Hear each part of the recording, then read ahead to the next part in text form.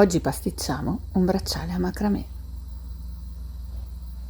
Il primo video sul macramè vi è piaciuto tanto e allora andiamo subito col secondo, così vediamo i primi due punti base in fretta, così potete cominciare a creare. Allora, useremo di nuovo il telaio che abbiamo realizzato la volta scorsa. Ci servirà un cordino, questa volta ne userò uno sintetico ed estremamente fine, perché sì, voglio farvi vedere il punto piano, ma intanto voglio farvi vedere una lavorazione un po' più complessa. Ci servirà anche una serie di piccoli ciondoli che andranno a decorare il nostro braccialetto. La volta scorsa abbiamo inserito una perlina, questa volta invece mi servirà un anello di metallo, che può essere un anello, ma adesso quando vedete come lo usiamo capite, può essere anche un'altra forma. Un ciondolino da appendere, di nuovo la mia è una piccolissima ape, ma un ciondolino, e ci voglio mettere anche una perlina, quindi col suo chiodino. Poi vedremo come li attacco, ma l'oggetto del corso via non è questo. Allora, cominciamo subito col nostro braccialetto. Sono partita da un cordino, un pezzo lungo quasi 4 metri, è tanto di sicuro, ne scarteremo un pezzo, ma preferisco scartarne per dopo piuttosto che arrivare in fondo e non averne abbastanza. Allora, oggi lavoreremo il braccialetto in due tempi. Prima di tutto dobbiamo attaccare il cordino all'anellino. Come vedete ho tagliato due pezzi da 40 cm per fare la struttura di base, quelli da tendere all'interno del telaio. Sto dando delle cose per scontato perché le abbiamo viste nel primo video sul macramè. Se non avete visto il primo video, conviene ripescare prima quello, perché la base, proprio il punto essenziale, l'abbiamo visto lì, e anche tante cose sul telaio. Allora, ho piegato uno dei due pezzi da 40 cm a metà, infilo l'asola che si è creata all'interno dell'anello e poi all'interno di quest'asola faccio passare le due estremità del cordino stesso. Allora, non importa se passate, non ce l'ho fatta, non importa se passate da sotto, da sotto a sopra l'anello o da sopra a sotto, l'importante è che adesso, quando andremo a fare l'altra metà, facciate esattamente lo stesso lavoro. Deve venirvi questo, e adesso appunto con l'altro cordino facciamo di nuovo la stessa cosa. Lo piegate a metà, create l'asola nel centro del cordino, lo passate come avete fatto per il primo, nel mio caso da sotto a sopra l'anello, e poi nell'asola passate le due estremità del cordino, meglio se sono a pari. A me adesso non sta venendo proprio a pari perché per tenere tutto davanti alla videocamera non è facilissimo. Poi potete scegliere che vi piace di più, questo lato o questo, è indifferente. L'importante, vedete che c'è una grossa differenza, l'importante è che i due cordini siano legati entrambi nello stesso modo. Ora dobbiamo legare, come la volta scorsa, la coppia a questo punto di cordini al telaio. La prima non è un problema, la seconda dovrete far sì che tenga in tensione il lavoro. Come al solito dovete legarlo in alto perché dovete avere lo spazio per lavorare fra cordini e legno. È ovvio che due cordini complicheranno un po' la vita, però non è niente di drammatico. Una volta che avete legato quelli sopra, tenete ben teso e fate i due nodini anche qua sotto. Anche in questo caso faremo la chiusura col nodo scorsoio. Il nodo, altre soluzioni le vedremo in altri video. Perché vi dico questo? Perché adesso è il momento di calcolare quanta lavorazione dobbiamo fare sia da una parte che dall'altra. Faremo due pezzi separati, cominceremo dall'anello e scenderemo, cominceremo dall'anello e saliremo. Io so che per il mio polso bastano 14 cm, contando che poi appunto ci sarà anche il pezzettino della chiusura, sempre fatto a macramè, vi ricordate? Questa parte di chiusura che quindi andrà ad aumentare lo sviluppo del bracciale, quindi a me bastano 14 cm. Questo anello e i due nodi fanno circa 1,5 cm, quindi so che sia da una parte che dall'altra dovrò fare poco più di 6 cm di macramè. Sono misure che non hanno senso. Avete il polso più piccolo, dovrete farne meno, fate un bracciale da uomo, magari dovete farne molto di più. Adesso cominciamo la lavorazione. Io da tanto tempo che non faccio il macramè, quindi purtroppo ho perso l'occhio sulle misure. Ero partita con l'intenzione di farvi fare 2 pezzi molto lunghi, ma mi sembrava davvero esagerato. Allora adesso ho tagliato un pezzo da circa 75 cm. È possibile che io debba disfare tutto. Quindi prima di prendere per buona questa misura, vediamo dove arrivo e dopo vi do un riferimento. Allora, cosa dobbiamo fare? Come abbiamo fatto la volta scorsa, calcoliamo la metà del nostro cordino e lo annodiamo sul cordone che abbiamo tirato nel nostro telaio. Questa volta lo annodiamo molto vicino al nodo. In realtà cosa avremmo potuto fare? Avremmo anche potuto agganciarli tutti e due all'anello, però dopo rimaneva un po' sporco questo punto. Invece trovo che sia molto bello se il nodino è raffinato. Un nodo bello tirato e cominciamo a fare il nodo che abbiamo visto la volta scorsa. Il primo nodo sarà esattamente quello, quindi il filo di sinistra che passa sopra il cordino. Vediamo se riesco a ingrandirvi il lavoro. Il filo di destra che passa sopra a quello di sinistra, ok? Sotto al cordino teso e dentro nell'asola che si è creata con quello di sinistra. E si tira bene. Questa è la stessa cosa che abbiamo fatto la volta scorsa. Però se continuate a fare questo nodo avete già visto che gira, noi invece vogliamo che rimanga bello piatto. Quindi che cosa facciamo? Lo stesso nodo ma alla rovescia. Il cordino di destra passa sopra quello centrale, il cordino di sinistra passa sopra quello di destra, sotto a quello centrale e dentro all'asola che si è creata. Il nodo è il medesimo, ma abbiamo fatto le cose esattamente alla rovescia. Si tira bene. Adesso l'importante è mantenere la sequenza. Io uso questo sistema. Portate pazienza, vado ancora più vicino. Aspettate che devo... Non è così immediato. Certo, con un colore scuro non è così facile.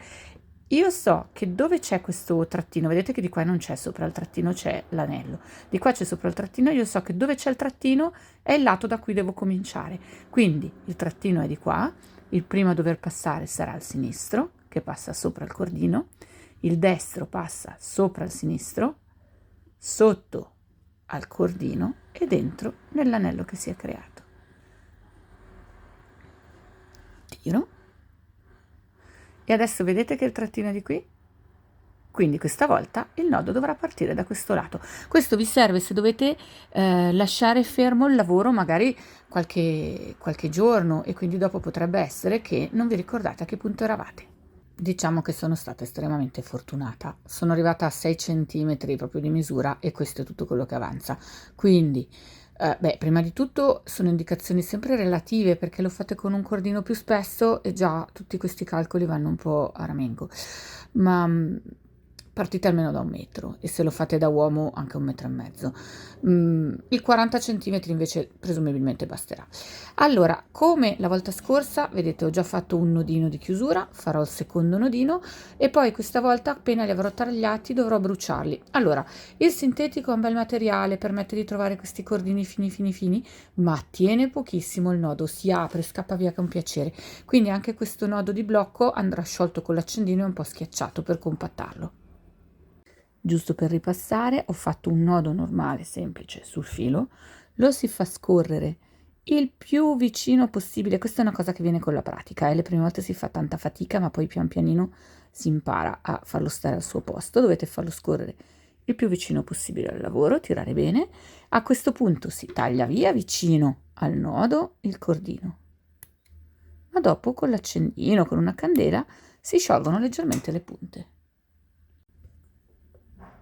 Occhio ovviamente a non scottarvi e a non dar fuoco al telaio.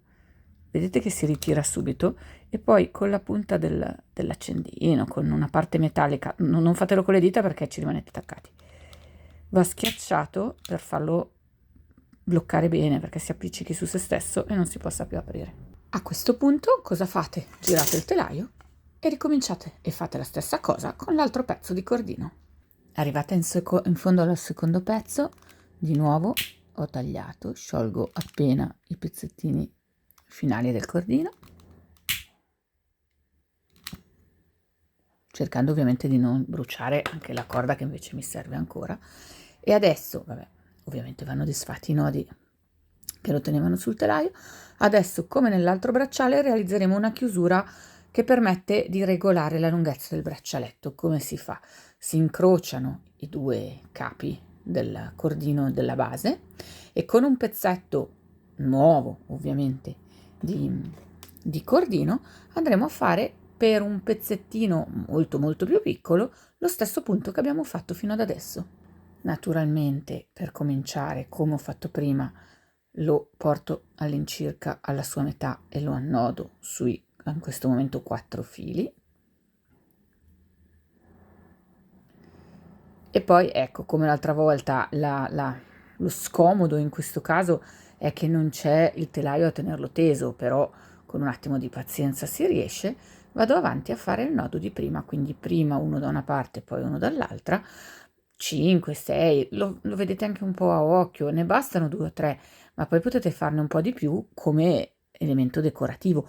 Oppure, ad esempio, avete sbagliato la misura, vi è venuto particolarmente corto il braccialetto, potreste compensare il vuoto che se no si creerebbe con questa parte. Se la fate un po' più lunga, vi permette di avere un braccialetto più pieno, anche se in realtà non riuscivate a fare i 2 laterali lunghi abbastanza.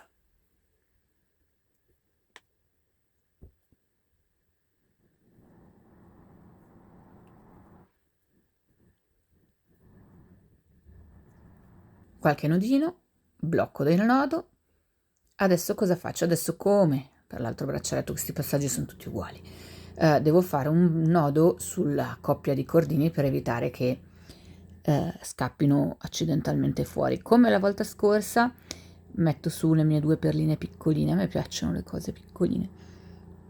Allora, 1 e 2, questa volta i fili sono 2, potrei fare anche 2 nodi separati, cioè potrei fare 2 decorazioni separate, ma preferisco tenerli pari, quindi liscio bene. È anche tanto lungo, posso farlo più corto perché sennò dopo dà un po' noia, ma non deve essere troppo corto, sennò dopo non avete lo spazio a sufficienza per infilare la mano, ma così e finché mai, anzi, potete cominciare facendo una misura ampia e poi piuttosto ridurla. Una parte, naturalmente, si taglierà via l'eccesso e si scioglierà il nodo una volta che sarete sicure della misura, e stesso discorso dall'altra parte. La parte del macramè è finita, ma non è finito il braccialetto, ora manca la decorazione. Come vi dicevo, voglio appendere 2 ciondolini. Li metterò tutti e 2 su un lato, in realtà si potrebbero mettere uno da una parte e uno dall'altra, ma io gli do un verso, dopo andrà indossato in modo che stiano dalla parte della mano, perché sennò fanno difetto. Allora, alla pina io ho già messo un anellino. Come si aprono gli anellini? Non vanno allargati, vanno aperti come se avessero un cardine nella parte contrapposta al taglio, che va fatto ruotare, perché in questo modo non si deforma e quando poi andremo a richiuderlo si richiuderà perfettamente. Adesso questo forse è fin troppo piccolo, ma a me piacciono le cose che rimangono ben vicine, perché se poi l'anellino è troppo grande dopo penzola troppo la nostra pina. Adesso ovviamente con delle misure così precise è più difficile lavorare, ma questo non vuol dire che non si riesca. Ecco qua la nostra pina appesa, e adesso la perlina. Questa è una perlina vera su un chiodino sempre tutto color oro, non c'è niente di oro qua. Come faccio ad appenderla? Questo chiodino è un po' morbido, quindi se fosse più rigido potrei dargli la forma, boom, riaprirlo e richiuderlo. Questo non è abbastanza sostenuto, quindi cosa faccio? La giro, tanto per cominciare gli comincio a dare la forma dell'anello, e quindi prima una contropiega e poi la piega del tondo, e arrivo praticamente fino a chiuderlo. Così la forma tonda è già abbastanza impostata. Ora, sempre dal lato della pina, inserisco il mio anello, lo riprendo con la pinza, ecco qui non è più tanto semplice, e cosa devo fare? Devo girare il pezzettino di fil di ferro che avanza alla base della perlina, in modo che crei una francatura definitiva, non si potrà più aprire neanche per sbaglio. Oddio, sì, però vuol dire proprio dargli uno strattone bello forte. Quindi faccio girare il fil di ferro un paio di volte alla base della perlina, poi o se è troppo lungo lo taglio, o se ormai tanto ne è rimasto poco, con la pinza vado a schiacciare bene la punta in modo che poi non gratti il polso.